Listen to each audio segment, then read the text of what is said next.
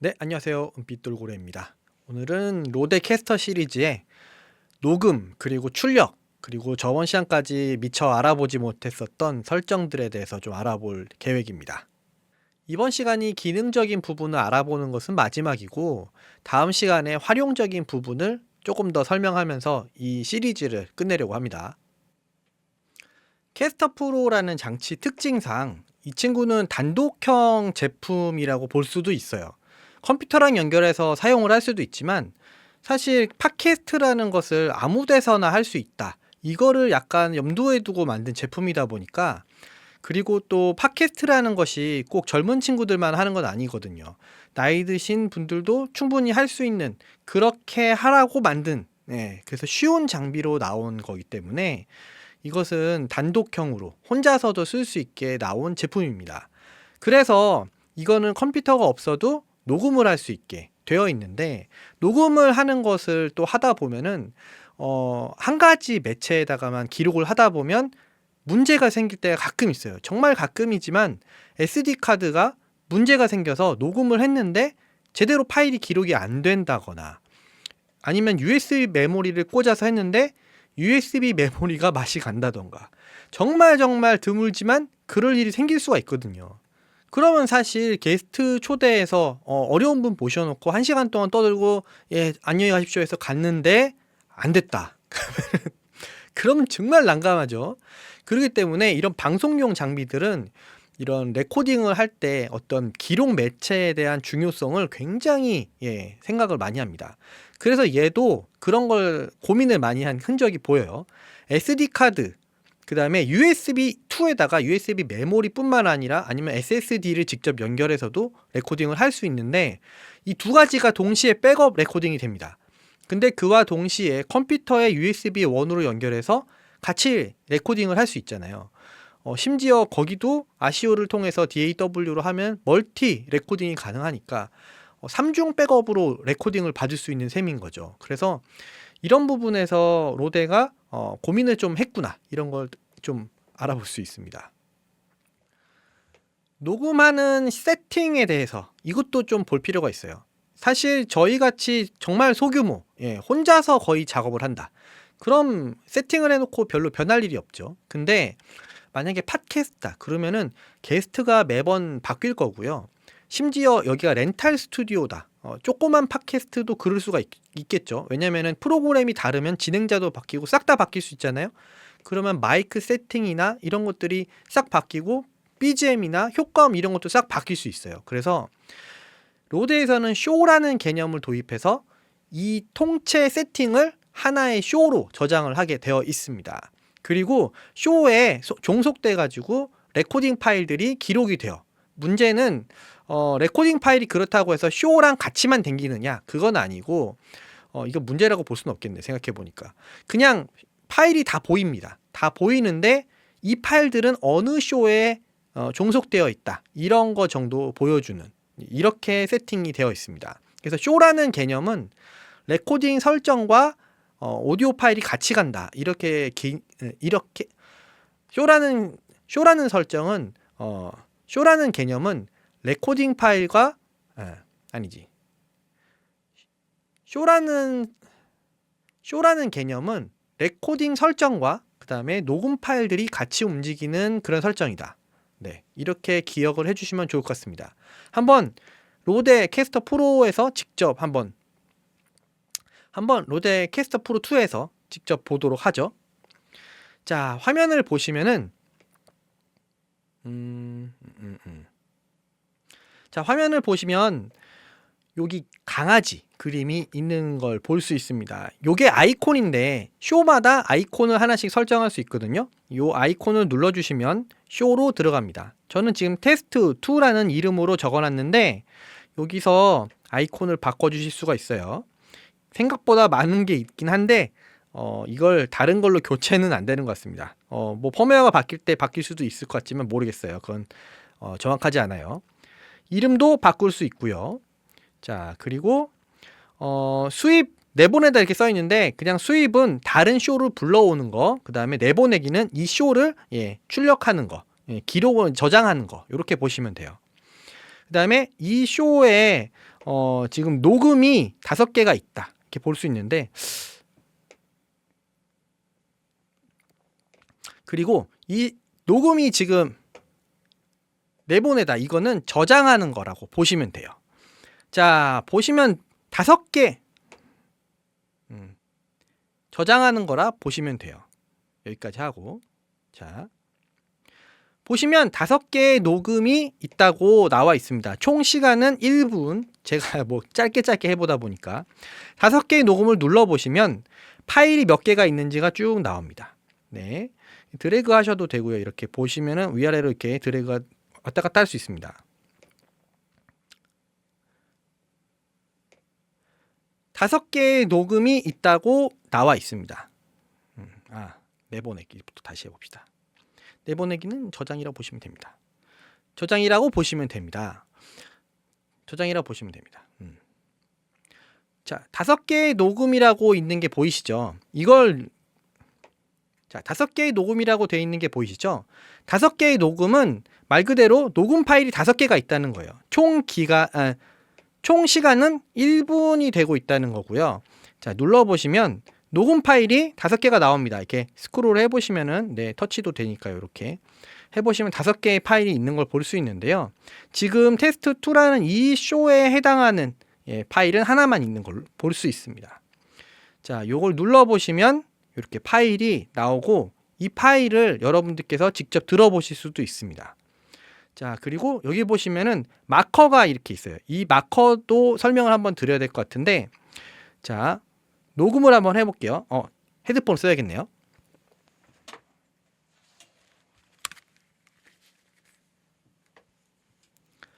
자, 녹음 버튼을 눌러서 쇼를 녹음하기 시작했습니다. 자, 녹음하는 중간에 5초 부근에 제가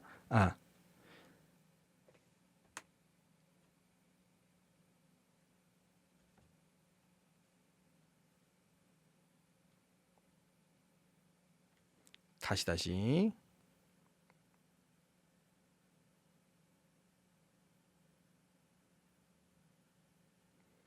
자, 녹음을 한번 해보겠습니다. 자, 녹음을 한 다음에 여기서 지금 시간이 가고 있죠? 보시면은 이 시간 가는 부분을 이렇게 클릭을 하시면은 해당 부위에 마커라는 게 생깁니다. 마커는 간단하게 말하면은 책갈피 같은 거라고 보시면 돼요. 여러분들이 책을 읽으시다가 여기 중요해. 그러면 책갈피를 하나씩 꽂아 놓을 수가 있죠.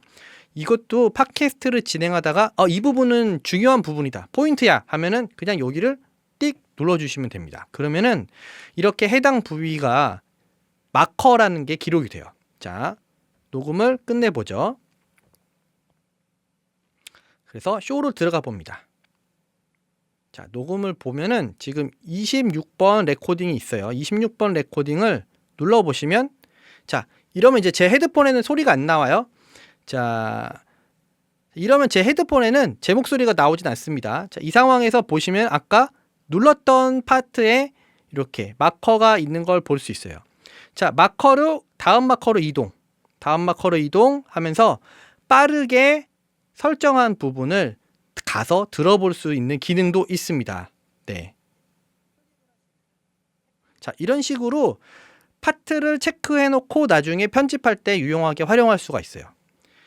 이게 사실은 레코딩의 거의 전부인데, 여기 보시면은 이제 자르기 이렇게 해 놓고 요걸 이렇게 돌려서 자르거나 여기도 자르거나 뒤쪽도 자를 수 있어요. 여기 밑에를 선택하시면 돼요. 그 다음에 위쪽을 설정하시면은 페이드 인 아웃 할 수 있죠. 이거 전에 샘플 에디팅 스마트 패드 하면서 한번 했던 건데 똑같습니다. 근데 단점은 이거 그냥 여기서 들을 때만 적용이 되고, 좀 이따가 이야기할 센트럴에는 적용이 되지 않아요. 자, 그래서 여기까지 해서 이게 별거 없죠. 이거는 15초 앞으로 가는 거고 30초 뒤로 가는 그건데, 뭐 그거 말고는 별거 없습니다. 그냥 여기를 이렇게 하고 밑에를 눌렀을 때, 밑에 누르면은 이렇게 위치를 조정을 이걸로 할 수도 있다. 이거 실제로는 이렇게 스크롤을 직접 해서도 할 수 있습니다. 그래서 네 하고 OK는 이걸 누르시면 되죠. 자, 이런 식으로 작동을 할 수 있는데 간단한 편집이라고는 하지만 사실 이 여기에서 들어볼 때만 적용되는 편집이기 때문에 실제 편집은 컴퓨터로 가져가서 하시는 게 맞다고 봅니다. 자, 그러면은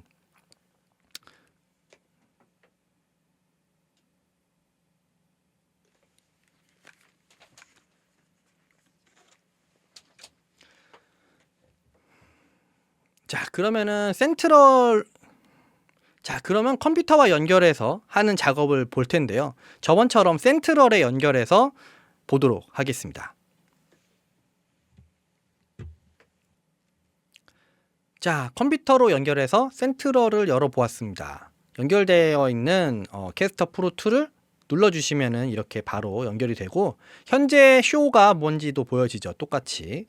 지금 해야 될 것은 이제 여기에 녹음되어 있는 파일을 가져오는 작업을 할 거예요. 그거는 트랜스퍼 레코딩이라는 걸 눌러주시면 됩니다. 그러면 트랜스퍼 모드가 나오는데 트랜스퍼 모드는 저번에 스마트 패드 할 때 잠깐 설명드렸죠. 저기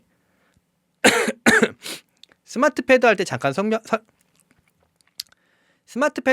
설명드렸죠. 이 파일을 서로 옮기는 그런 스마트 패드 할 때 잠깐 설명드렸죠. 파일을 서로 옮기는 모드로 잠깐 변환하는 겁니다. 스마트 패드 할 때 잠깐 설명드렸죠.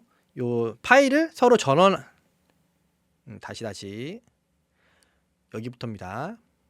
스마트 패드 할 때 잠깐 설명드렸죠. 파일을 서로 주고받을 때 요 모드가 뜹니다. 그래서 컨티뉴 눌러서 시작을 하시면 바로 이렇게 뜨게 되고요.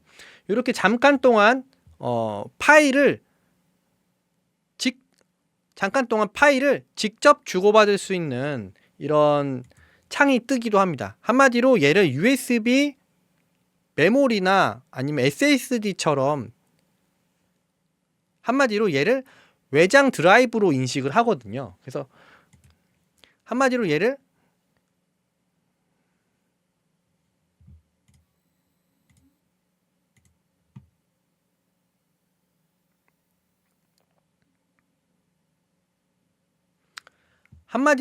외장 드라이브로 인식을 하거든요. 그거를 활용하셔서 바로 아까처럼 한마디로 얘를 외장 드라이브로 인식하거든요.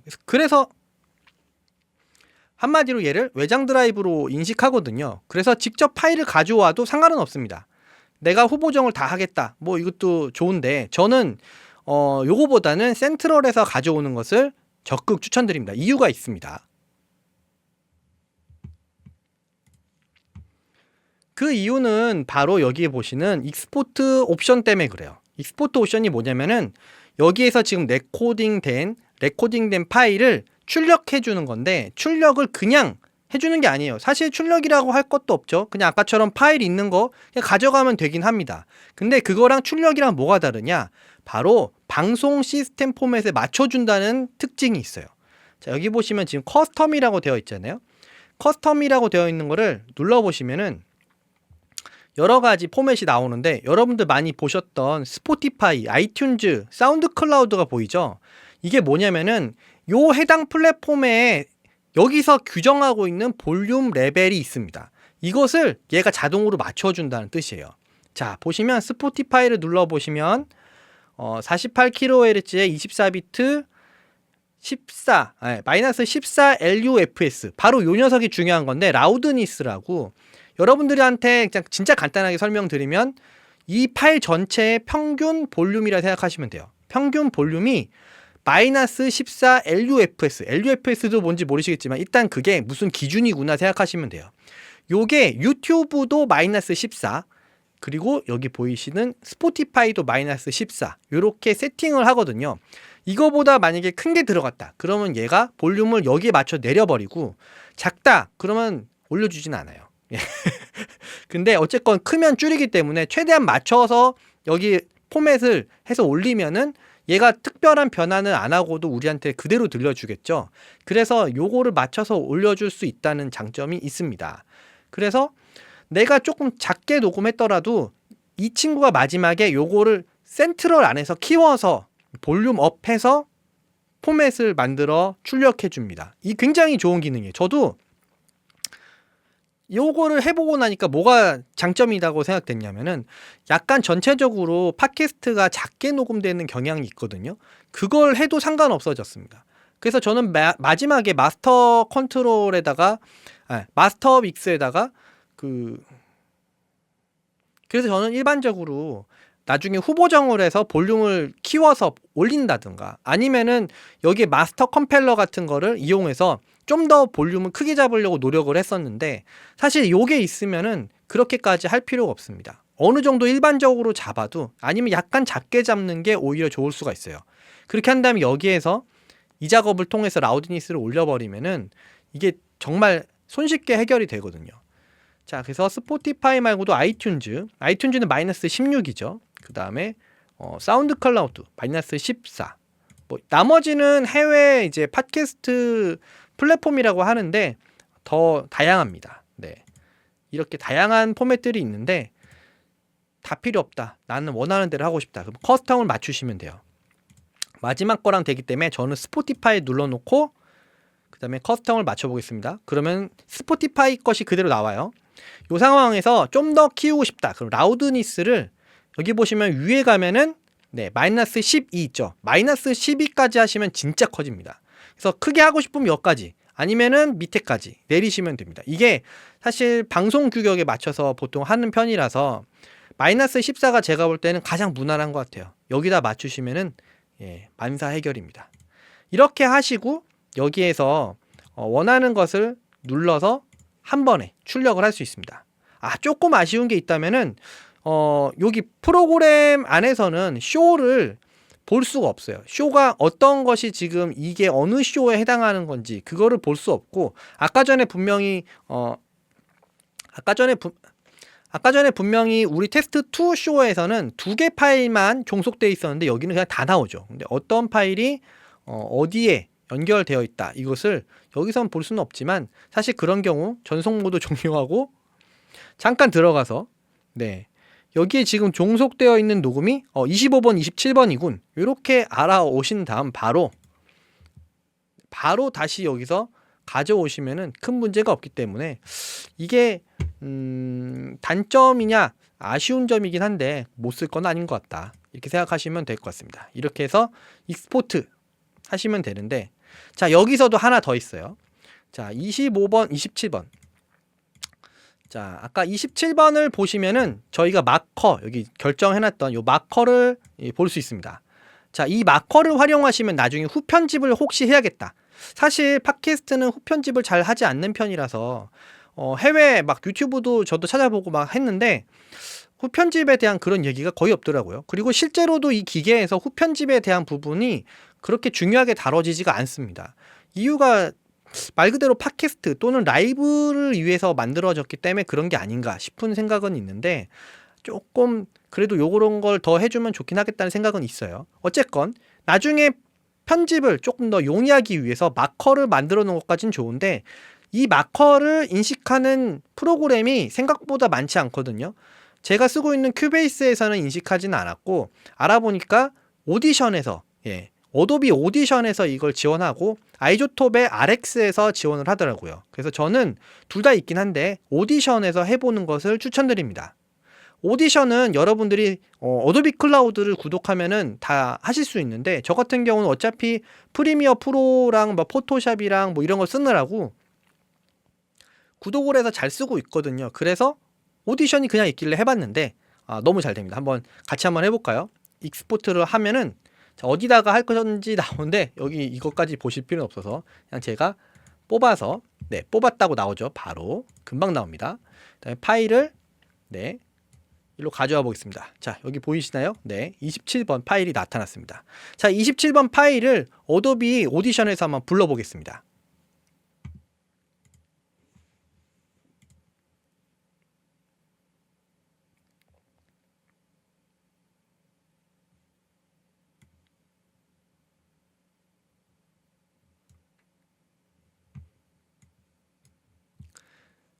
자, 오디션에서 불러봤는데요. 여기 보시면은 이렇게 마커가 있는 것을 볼 수 있습니다. 그래서 여러분들 요걸 기준으로 편집을 좀 더 편하게 하실 수 있는 장점이 있죠.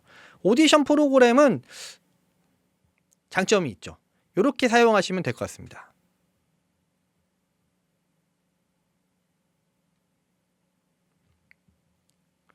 자, 오디션 프로그램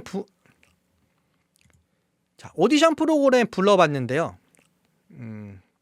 자, 오디션 프로그램 이제 불러봤는데요. 여기 보시면은 이렇게 마커가 있는 것을 볼 수 있습니다. 여러분들이 이걸 활용해서 조금 더 편하게 편집을 하실 수 있을 것 같아요. 자, 여기까지 해서 레코딩에 관련된 이야기는 다 끝냈습니다. 그럼 마지막으로 여기서 아직도 못 알아봤었던 몇 가지 좀 유용한 옵션들을 알아보도록 하겠습니다.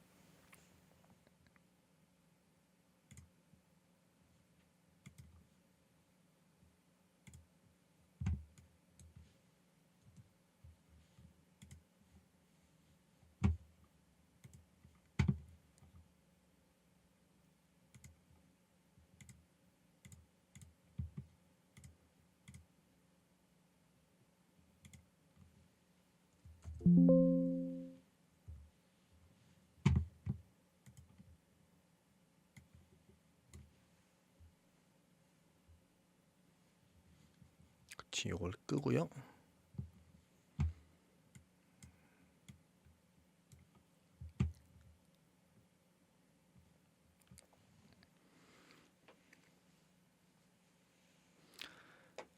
먼저 디스플레이 설정을 보도록 하겠습니다. 설정에 들어가셔서 디스플레이를 보시면은 네 가지가 있는데 밝기, 자동으로 밝기 조정하는 게 기본으로 되긴 하지만 dim이라는 기능이 있습니다. dim 기능. 이거는 여러분들이 잘 모르셨을 수도 있어요. 여기 직접 제품을 보시면 아시겠지만 얘가 사실 엄청나게 반짝반짝 빛납니다. 이 등들이 진짜 밝아요. 근데 어두운 걸 좋아하시는 분이 있잖아요. 팟캐스트를 할 때 밝은 데서만 하는 건 아닙니다. 약간 어두컴컴한 데서 녹음할 수도 있고, 팟캐스트라는 거 라디오처럼 하시는 분들은 사실 중요하지 않죠. 노래, 목소리 이런 것만 잘 나가면 되니까요. 그래서 이 버튼들이 빛이 안 났으면 좋겠다. 그래서 이 버튼들이 밝지 않았으면 좋겠다. 좀 어두웠으면 좋겠다. 또는 아예 빛이 안 나면 좋겠다. 이렇게 할 수 있는데 이렇게 말하면 안 될 것 같은데.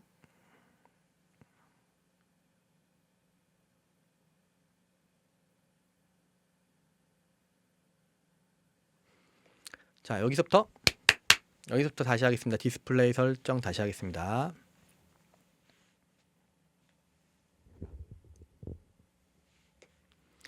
자, 디스플레이 설정만 우선 디스플레이 설정을 보겠습니다. 설정에 들어가셔서 디스플레이를 보시면은 여러 가지가 있는데 일단 밝기부터 볼게요.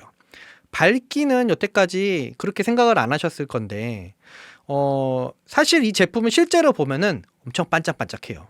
빛이 막 휘황찬란합니다.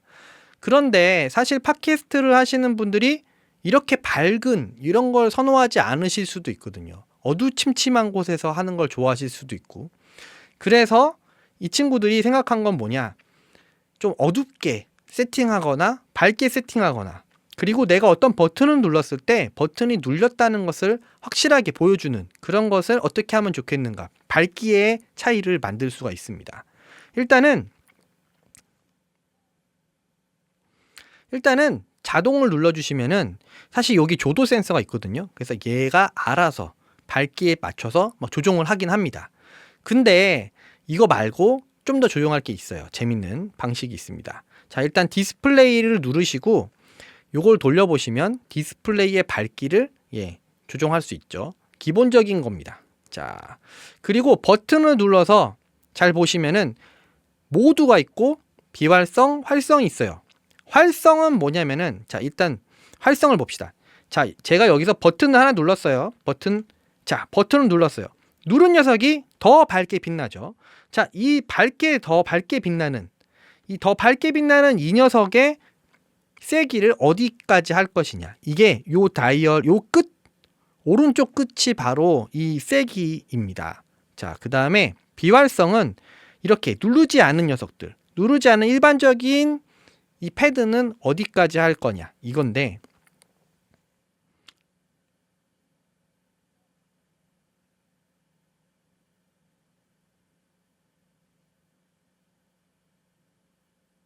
맞나? 내가 생각하는 게 잠깐.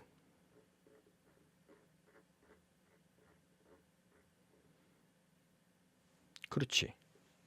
활성.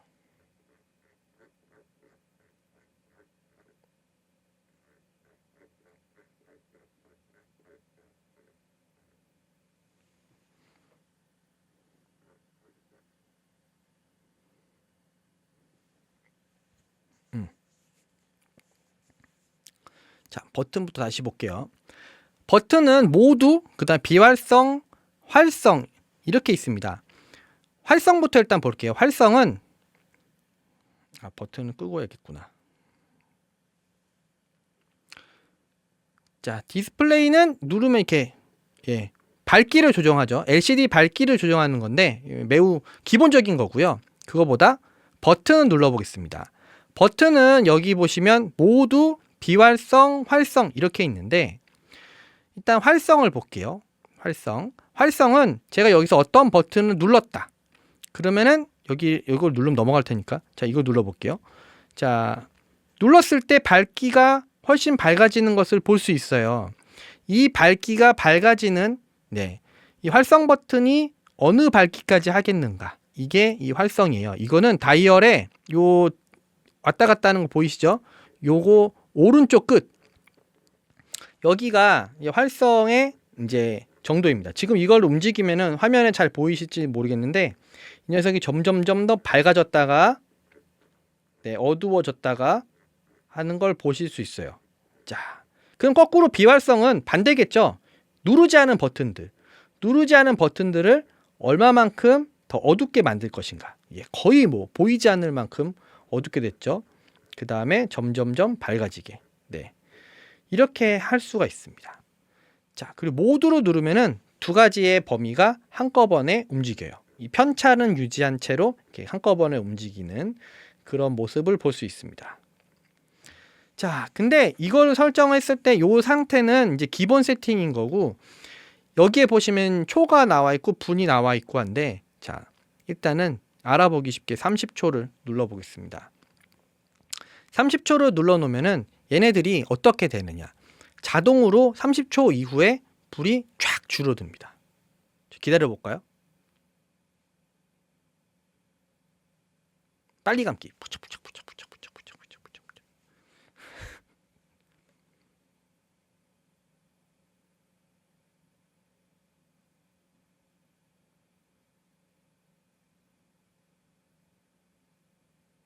지금 보셨나요? 갑자기 딤이 쫙 되면서 진짜 거의 꺼지다시피 이렇게 조명이 어두워졌습니다. 이러면은 방해받지 않겠죠. 이 기능이 제가 봤을 때는 팟캐스트를 좀 해보신 분들이 아닌가. 이것도 그런 걸 느끼게 해주는 부분인데 재밌는 부분이었습니다. 자, 여기까지 하고 방송을 위해서 지금 요거는 다시 올려놓도록 하겠습니다.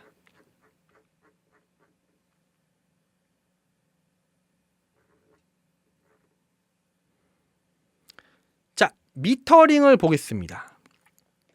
미터링은 뭐 별거 없습니다. 기본값과 방송 두 가지가 있는데, 어느 정도 방송을 아시는 분들은 아까 잠깐 들었었던 LUFS 이런 단위가 있어요. 여기는 dBFS라는 단위인 건데, dBFS라는 단위에 맞춰서 마커를 찍어주겠다. 근데 기본값은 그런 거 없어도 그냥 민자로 나오겠다, 이런 겁니다. 그냥 이렇게 보시면 요게 보이고, 아이고 이거는 안 보이고, 요런 건데 저는 사실 그렇게 큰 문제는 없을 것 같다고 생각이 되지만, 좀 정교하게 보고 싶다, 그럴 때는 있는 게 낫겠죠. 그래서 저는 보통 켜놓는 편입니다. 네, 켜놓으시면은 지금 제가 하는 말이 어느 정도의 볼륨으로 들어가는지를 숫자로 얘기할 수 있겠죠. 자, 그리고 디스플레이에서 햅틱. 햅틱은 여기서 제가 눌렀을 때 이게 실제로 뚜룩뚜룩 움직이거든요. 네, 그런 걸 해주겠느냐는 건데 저는 네, 이걸로 해놓습니다. 그러면은 이 터치를 할 때마다 톡톡톡 하면서 햅틱, 예, 요 움직이는 그런 안에 모터가 있어가지고 제 손가락에 그 반응이 들어옵니다. 그래서 제대로 눌렸는지 이걸 알 수 있죠. 아까 뮤트 시켜놓던 게 좀 보시면 이렇게 미터상에서도 볼 수 있습니다. 네, 이런 것도 재밌는 거고요. 자, 그 다음에 디스플레이에서 레코딩 버튼도 사실 레코딩 버튼을 그냥 한번 누르고 시작하는 것까지는 좋은데 모르고 이걸 잘못 눌러서 꺼버리는 경우도 되게 많거든요. 그래가지고 얘는 레코딩 버튼을 어떤 식으로 활용하겠냐 이거를 정해놨습니다. 그래서 보통 한번 누르면 레코딩이긴 한데 그 다음에 다시 눌렀을 때는 그냥 얘는 일시정지를 하고 다시 한번 살짝만 누르면 다시 레코딩 재개, 그냥 꾹 누르면은 레코딩 진짜 끝, 이렇게 하는 네, 그런 게 있고요. 이런 디스플레이를 네, 밝기를 이걸로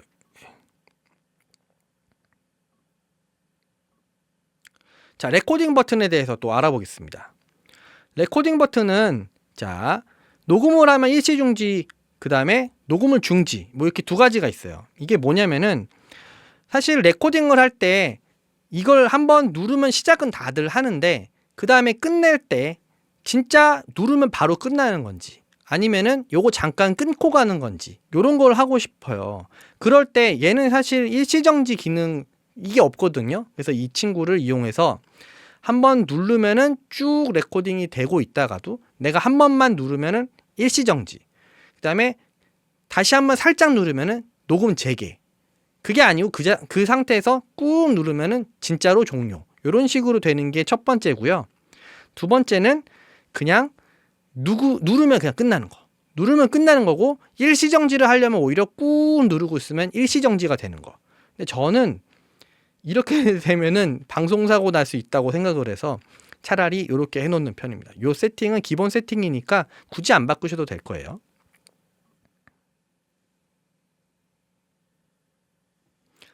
자, 그리고 이번에는 안 했던 부분을 찾아가 보죠. 출력에서 네. 자, 이번에는 또 안 했던 부분을 또 찾아가 볼게요. 출력에서 듣기를 들어보시면 자, 안 했던 부분을 또 가볼게요.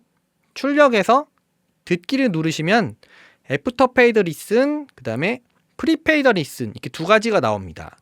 이건 뭐냐면은 여러분들 여기 보시면은 빨간색 버튼이 있고 그 다음에 초록색 버튼이 있어요. 채널마다. 빨간색 버튼은 누르면 이 채널은 소리가 안 나게 하겠다 하는 뮤트 버튼인 건 아시는데 요 버튼은 귀 모양의 그림이 그려져 있는데 이게 뭔지 궁금해 하실 거예요. 보통은 솔로라는 버튼입니다. 솔로라는 버튼은 얘만 듣겠다 이런 건데, 근데 이게 솔로를 눌렀을 때 우리가 생각할 때는 출력 자체도 다 솔로인가 생각할 수 있는데 그건 아니고, 얘를 누르면은 이게 어떻게 되는 거냐면 호스트만 얘를 듣게 됩니다. 출력은 원래대로 나가요. 근데 호스트만 얘를 듣고서 이게 지금 잘 들어오고 있나? 이 사람이 지금 하는 게 소리가 여기서 잡음이 나는 게 여기가 아닌가? 이런 거 체크할 때 얘를 들어보는 겁니다. 근데 이게 애프터 페이드 리슨은 뭐냐면은 모든 프로세싱이 되고 요 페이더의 볼륨 조정까지 다 된 후에 그 다음에 된 소리를 내가 듣는 거고요. 프리페이더 리슨은 요런 이펙터 또는 요 볼륨 조절을 하기 전에 그냥 프리앰프만 거친 그 완전 그 자연의 그대로 소리, 그걸 듣겠다 하는 게 프리페이더 리슨이에요. 요건 실제로 믹싱 할 때도 많이 사용되는 거긴 한데, 근데 여러분들 입장에서는 제가 생각할 때 애프터 페이더 리슨이 기본값인데 얘를 굳이 바꿀 필요는 없는 것 같습니다. 자, 그러면 이거랑 또 뭐가 있지?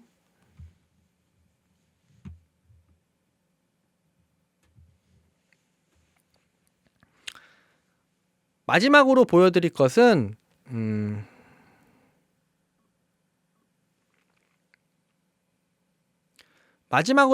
것은 시스템에서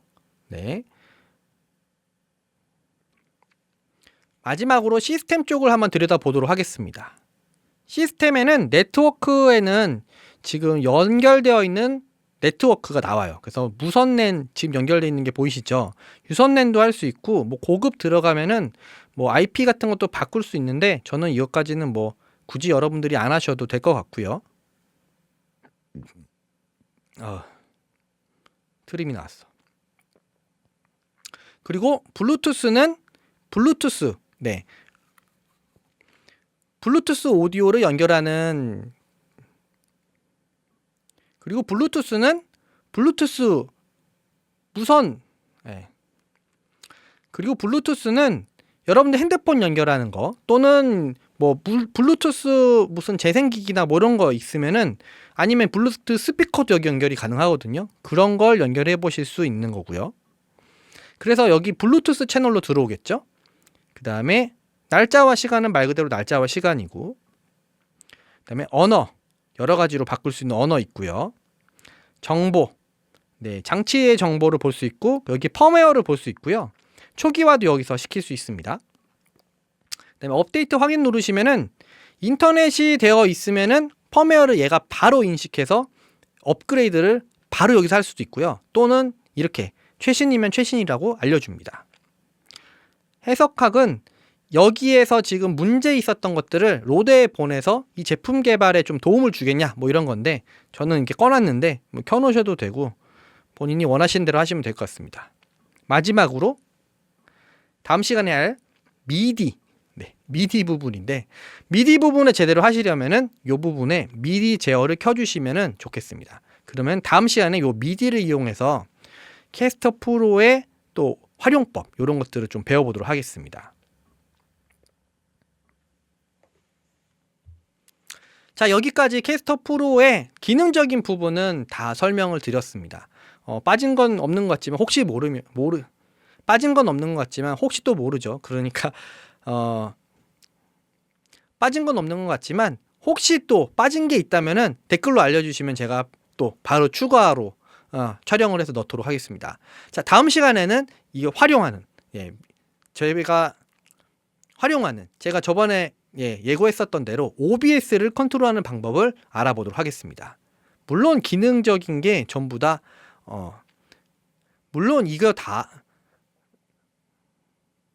다시 자, 여기까지 해서 캐스터 시리즈의 기능적인 부분은 거의 다 알아본 것 같습니다. 혹시 제가 빠뜨린 게 있다면 댓글로 알려주시면 바로 또 추가 촬영을 하도록 하겠습니다.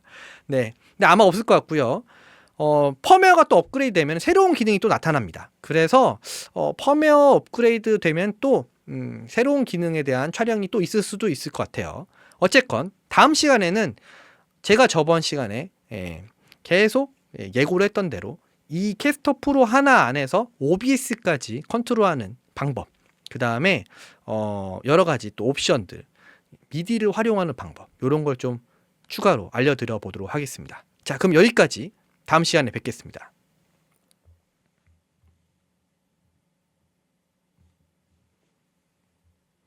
안녕, 감사합니다. 안녕, 감사합니다.